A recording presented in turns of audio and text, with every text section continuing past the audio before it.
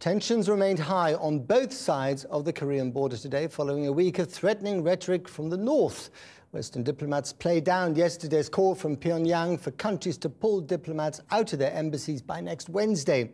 Little is known about the true intention of the North Korean leadership, but today our Asia correspondent John Sparks managed to speak to some workers returning to the south after spending the last week on the northern side of the border. Here's his report. The troops are in position, but the risk of war is difficult to judge. North Korea is unpredictable, seemingly unknowable.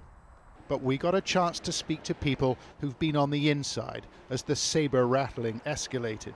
South Koreans withdrawing from a shared industrial park located 10 miles inside the border. Now we feel like it's starting to get serious. The Kaesong industrial estate was held up as a model of cooperation. The workers come from the north, the managers and the materials from the south.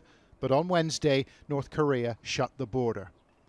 There are several hundred South Koreans still inside, but a significant number left today. They told us conditions on the site were deteriorating. The factories can't provide meals because there's no food left. How long can the businesses on the industrial estate keep operating? I don't know. Without supplies, we won't last past Tuesday.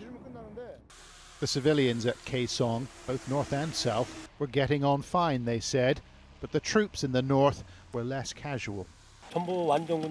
Their soldiers are in full combat gear near the border and they've covered the guard posts with camouflage. The hostility is mounting, with North Korean media presenting its boyish leader as a man preparing for war. But the Americans are trying to tone things down. They wouldn't be surprised by a new missile test, they said. It's part of a familiar pattern.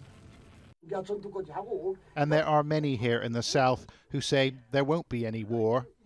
Sung Choi Kim is a defector, a former North Korean who now broadcasts to the north on his pro-democracy radio station.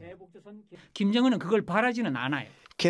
doesn't want military conflict. My sources inside tell me that he has specifically told his soldiers on the border not to shoot South Koreans or give them reason to seek revenge. He believes the regime uses the threat of war to keep people loyal at home, and it seems to have scared as many on the inside as the outside. North Koreans have been calling defectors here in the south. They ask, when is there going to be a war? Will there be a war?